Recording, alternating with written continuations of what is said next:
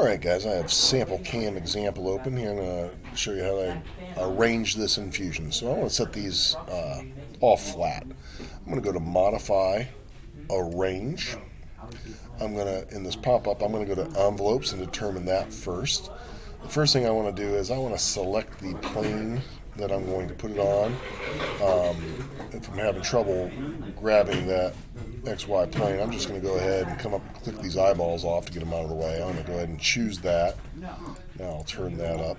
Now once I have that selected, I want to make sure I set the length and width to 24 inches. That's the work envelope, the horizontal work envelope of my machine. I'm going to scroll down in this to have for my spacing, both frame spacing and object spacing, at 0.3 inches, because we're going to use a 1/4 inch end mill. I'm now going to slip over to objects up here in this tab. I'm going to select everything by just dragging a box out, and then I'm going to uncheck create copies so that I don't have a bunch of extra. I'm then going to hit OK. So now what that's done is this has laid it out flat. It's obeying the 24 inch by 24 inch, and you'll see that'll just take a small section of this.